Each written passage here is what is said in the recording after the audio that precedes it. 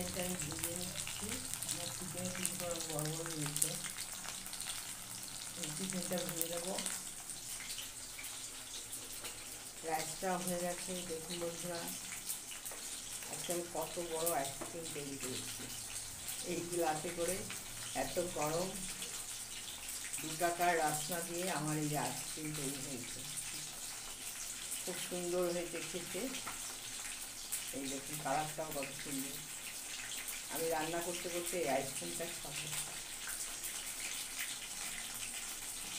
বন্ধুরা, আপনারা আমার চ্যানেলটাকে লাইক, শেয়ার, সাবস্ক্রাইব করে দিন।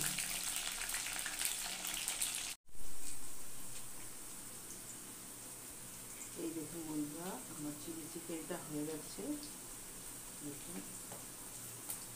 আর এখন আমি রাইসের জন্য এই গাজর আর বিনসটা ভেজে নিচ্ছি।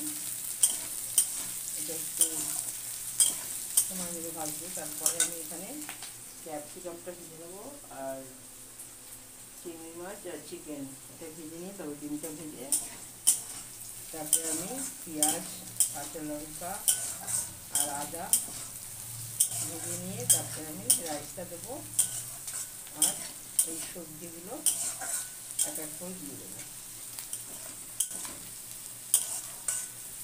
সেটা ভাজাই হয়ে এসছে, নরম হয়ে এসছে। এটা নামিয়ে নিয়ে ক্যাপসিকামটা দিয়ে দেবো। এই দেখুন বন্ধুরা, আমার তৈরি হয়ে গেছে মিক্স ফ্রাইড রাইস আর চিলি চিকেন, আর দুটো করেছি চিকেন পকোড়া। আমি আজকে নিরামিষ খাবো, আমি এগুলো কিছুই খাবো না, এই ছেলে খাবে। আর করেছি পাঁপড় ভাজা, এর সাথে ছোটো কাটা পাঁপড় দিয়ে দিই।